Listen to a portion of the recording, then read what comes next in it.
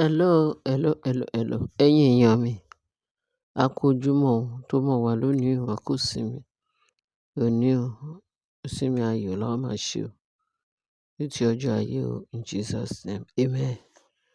Bẹ́ẹ̀ ni o, ná bá ní Queen Naomi, ó pe ìpàdé lánàá òde yìí.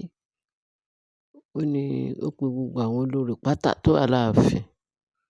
Ó bá lóun wí kí gbogbo wọn jọ ṣe ìpàdé. Pé kóun bẹ̀ wọ́n, kóun dẹ̀ béèrè nǹkan tó ń ṣẹlẹ̀ láàfin, pàtó nǹkan tó ṣẹlẹ̀ láàfin yìí, nǹkan tó jẹ́ kí rúkèrúdò wà láàfin yìí, nǹkan tó jẹ́ kí ọkàn olúkálùkù má máa balẹ̀. Kí ni nǹkan tó lè fa wàhálà ìdààmú tí gbogbo wọn ń jà? Kí ló dé tó ń jẹ́ kí ọkàn kábíyèsí balẹ̀? Kí ló dé tí gbogbo wọn tó di pé wọ́n kàn ń bínú sóun pé kó jọ nǹkan tóun bá ṣe fún wọn, tóun bá ṣẹ̀ wọ́n, kó má bínú, kóun bẹ̀ wọ́n pé kó jọ o, kí gbogbo ọkàn lè wà ní ìṣọ̀kan o. Nítorí bí gbogbo nǹkan ṣe ń lọ, pé kò jẹ́ nǹkan tó bójú mu, ọkàn òun dẹ̀ fẹ́ kí gbogbo wọn kan jọ máa gbé ní ìrẹ́pọ̀, kí gbogbo wọn kan jọ wà ní ààfin yìí. Kólúkálùkù, k'Ọlọ́run kó pèsè ọmọ fún olúkálùkù torí dídùn inú òun nìyẹn. Tolúkálùkù bá ti ní tiẹ̀, ọkàn wa balẹ̀. Pé ṣùgbọ́n tá bá ń bínú báyìí tá à ń ṣe, tá à jẹ́ kí, ẹ má bínú, tá à ń bínú, tá à jẹ́ kí a mọ̀, ká ní ìṣọ̀kan pẹ̀lú ra wa. Téèyàn bá tiẹ̀ sọ pé oyún bá tiẹ̀ wà, pé ṣùgbọ́n tí inú èèyàn ò dùn sọ́mọnìkejì, pé báwo ni ọmọ bíbí ṣe máa dúró lára èèyàn. Pé inú dídùn àti inú tó jẹ́ pé ó free, ọkàn tó free,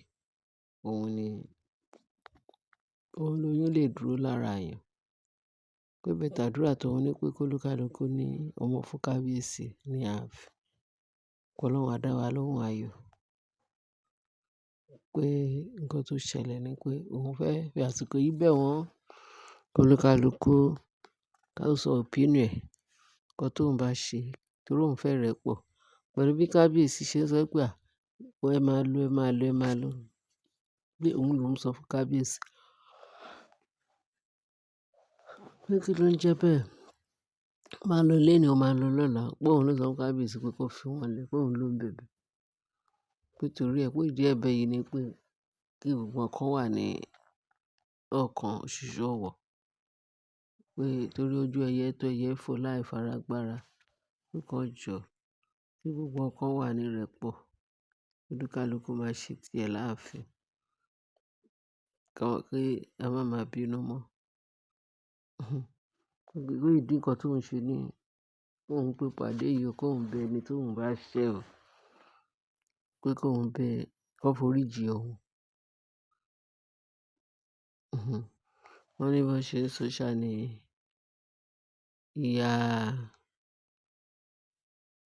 ìyá tó ti wọ menopause, tí Naomi tó tún ń ṣèpẹ̀ fún, ìyẹn olówó gbogbo ayé.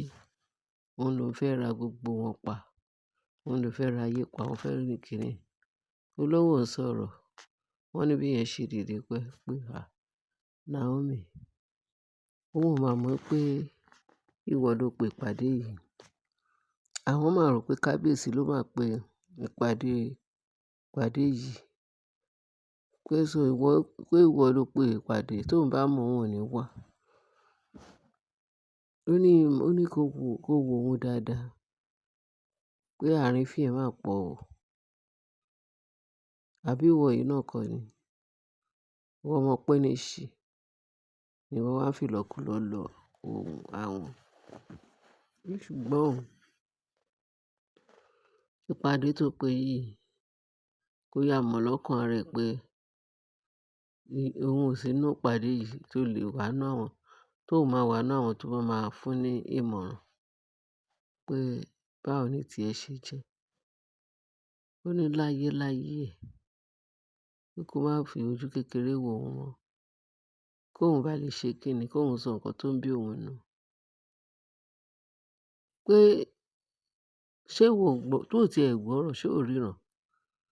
Pójú jìnnà sí wọn, èmi àti ẹ, á wá máa dún ọkọ pé kì í ṣe ọ̀rọ̀ ọkọ leléyìí. Tí ó jẹ́ kó sọ fún ẹ, òun ti ń jẹun, òun ti ń ṣọlá kóun tó dé ilé kábíyèsí. Òun gbọ́ bùkátà lórí ara òun, òun ṣe gbogbo ẹ̀ lórí ara òun. Òun ò dúró nídúró pé owó kábíyèsí lòun ń ná. Pé therefore kó stop ẹ̀. Torí òun ò ṣe ẹni tó máa fún ní ìmọ̀ràn rádaràda báyìí. It's better kó fi kábíyèsí lẹ̀ fún òun. Òun lòun lọkọ, kí ìwọ bá ti ẹ̀ máa lọ. That is only nǹkan tí Mariam sọ. Wọ́n ló sọ̀rọ̀, ó sọ kò bá kò gbé ọ̀rọ̀ fún Naomi. Ẹni tó sọ pé kí gbogbo wọn kọ́jọ di ìṣọ̀kan, kọ́jọ bí oṣooṣù ọwọ̀ ló sọ̀sọkúsọ yìí, kò sí problem. Wọ́n ní kò tán síbẹ̀ o. Bí ìtàn pè ní ìyá ìbejì àtọwọ́dá, tán pè ní Tóbilọ́ba. Ìyẹn bá ní òun ti ẹ̀ rò pé important thing ni. Òun máa ń ṣiṣẹ́ òun lọ́wọ́. Òun wà níbi tí òun ti ń ṣe business òun lórí TikTok o, lórí Koko Baba Chat o. Òun ò máa fẹ́ rádaràda. Kì í ṣe business ọkọ tóun wá ṣe o. Lẹ́nu pé tóun bá mọ̀ pé nǹkan tó fẹ́ bá wọn sọ léléyi, òun ò ní fi business tóun ń ṣe lẹ̀ kóun sọ pé òun fẹ́ wá dá meeting tí ò ní gbòǹgbò, tí ò lẹ́sẹ̀ ńlẹ̀ lóhùn. Therefore, pé kó má pè òun sírú ìpàdé báyìí mọ́. Kóun wá máa sọ pé kíni òun sọ̀rọ̀ business ọkọ. Ṣé ọ̀rọ̀ ọkọ ló bá òun? Business ọkọ ni ìwọ ló bá wọ̀. Ó ní business ọkọ ò bá òun. Ó ti ẹ̀ rò pé business nǹkan tó máa ń mú nǹkan gidi jáde ló fi ìtorí ẹ̀ pé àwọn lọ́nà ìpá àwọn gbogbo rádaràda yìí. Wọ́n ní ibi tí wọ́n ti ń sọ àwọn ọ̀rọ̀ yẹn. Ni àwọn wá wòye pé kò sí Ashley ńlé. Torí Ashley ó yìí wà ní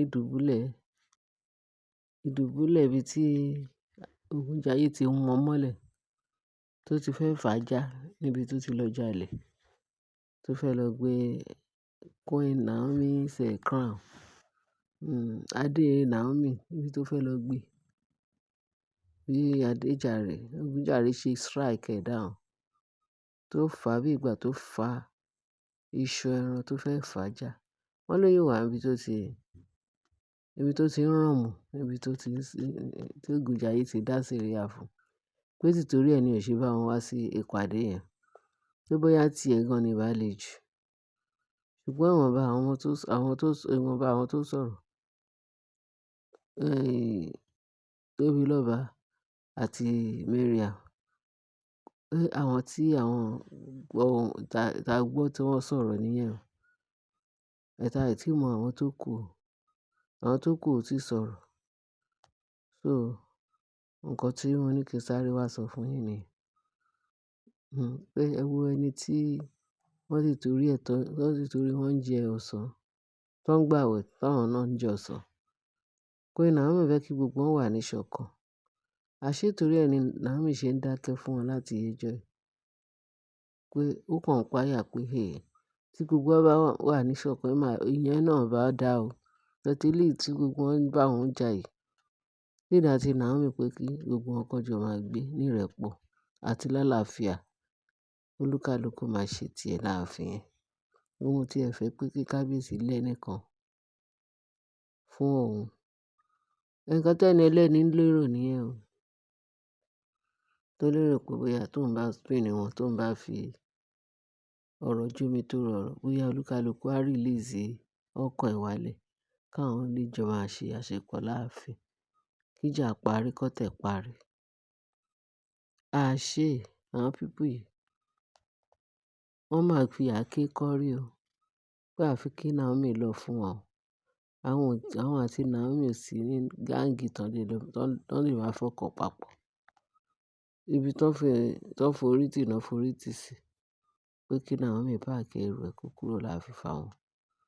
Nǹkan táwọn lérò ni àwọn stand lé lórí.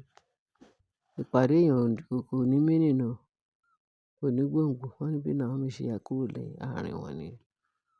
Ẹ̀yin èèyàn mi, ẹ rí pé eléyìí ga. Ẹ bá wa share, kí ẹ bá like, kí ẹ bá subscribe, kí ẹ bá fi tókù sí comment section, kí ẹ bá sọ gbólóhùn méjì àbí mẹ́ta nínú comment section. Ẹ ṣé gan bẹ́ẹ̀ ṣe ń tẹ́tí sí wa. Mo ní kí n sáré gbé eléyìí sétí gbọ́ wa. Ẹ ṣé o. Ààbò Ọlọ́run á dájú lórí wa. Ìsinmi ológo, ìsinmi títí. La ó ní o. A ní fi ìsinmi tòní yìí ṣàṣemọ́ o. Jésù Olúwa wa. Amen.